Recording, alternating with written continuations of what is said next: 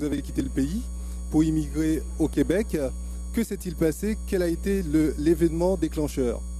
Oh, ben, je travaillais comme journaliste à la fin des années 70, au milieu des années 70 à Port-au-Prince. Et c'était un journal un peu fondeur qui était un peu beaucoup contre le régime de Duvalier. Un de mes amis a été trouvé mort et j'étais peut-être le prochain sur la liste, selon les gens du régime.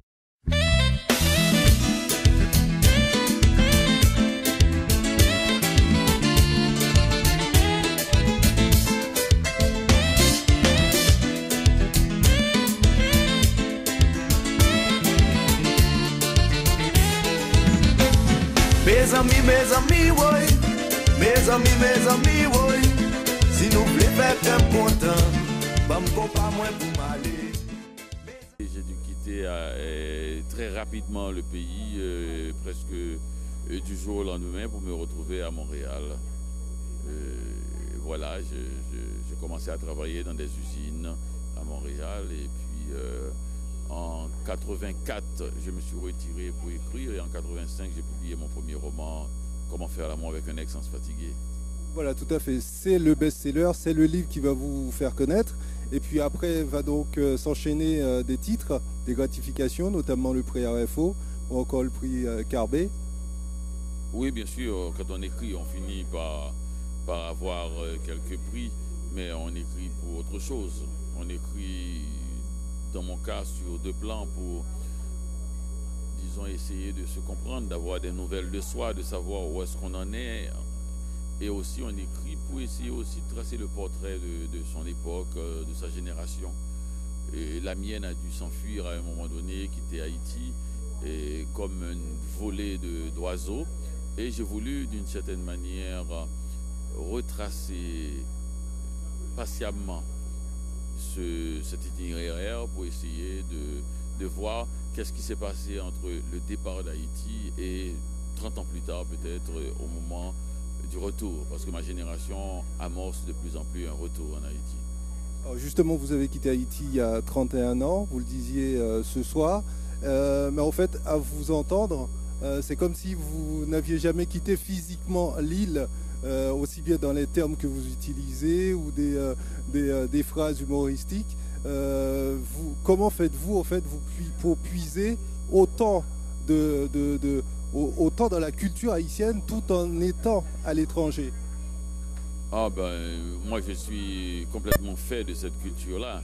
Et je peux, sans grand effort, retrouver un peu la mémoire de cette île, mais je peux aussi passer des heures à parler de Borges, de Velázquez ou de Tanizaki, l'écrivain japonais qui m'intéresse. Je crois qu'il y a des cultures multiples qui m'habitent, mais Haïti est littéralement la principale. Donc les romans vont s'enchaîner. Après, Comment faire l'amour avec un nègre sans se fatiguer. Vous allez être en tout cas au sommet du monde médiatique au Canada. Et malgré cela, vous décidez de quitter le Canada pour Miami. Pourquoi avoir fait ce choix au moment où justement vous aviez tout pour être connu et pour réussir? Et précisément, c'était pour ne pas réussir. Je voulais être un écrivain. Un écrivain, c'est quelqu'un qui travaille.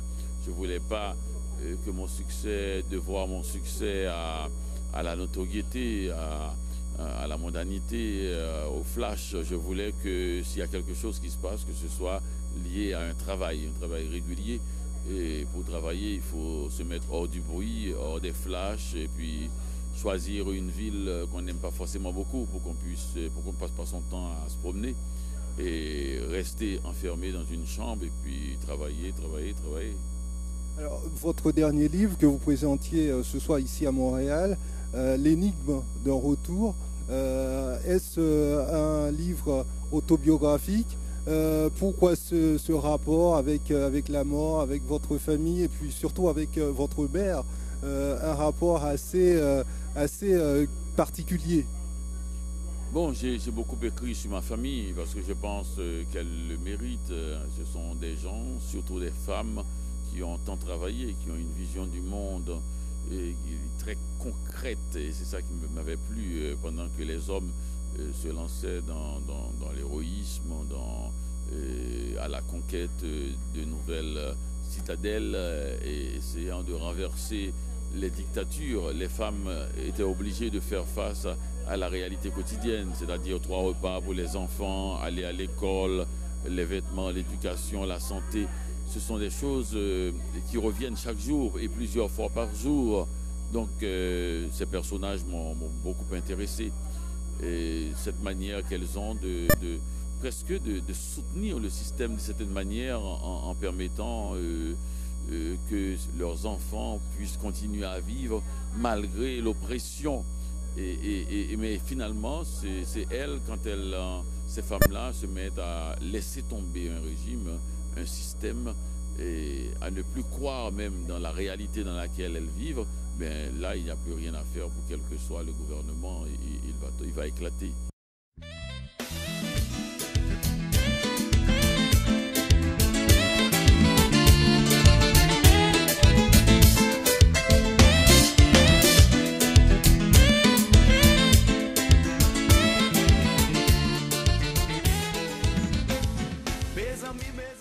La mort est omniprésente dans ce dernier livre. Est-ce que vous avez voulu par là souligner le mysticisme qui justement tourne autour de la mort? Est-ce qu'en Haïti, elle serait interprétée d'une façon différente que dans le monde occidental, par exemple? Eh bien, visiblement, la mort ne veut pas dire la même chose pour des gens qui mangent à leur faim depuis des siècles et d'autres qui font maigre depuis des siècles.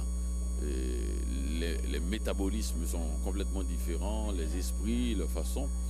Et la mort en Occident est liée au confort. Les gens sont très contents de garder le plus longtemps possible leur richesse. Donc la vision de la mort n'est pas du tout spirituelle. C'est une vision très concrète. Il faut rester en vie le plus longtemps possible pour jouir de cela.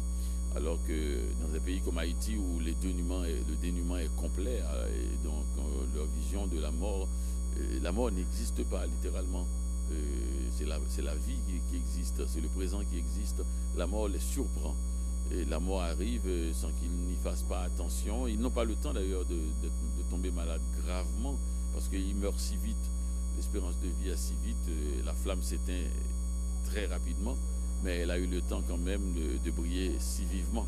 Ce qui m'intéresse, c'est d'essayer de raconter la sensibilité haïtienne, de tracer un peu le portrait de ma mère pour qu'on puisse voir où se faisait la résistance.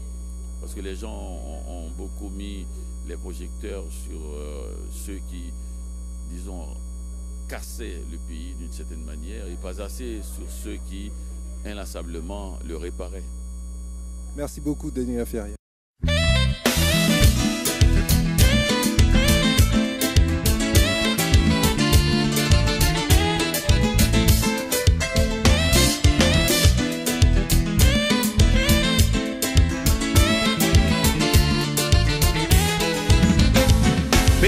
Mes amis, ouais.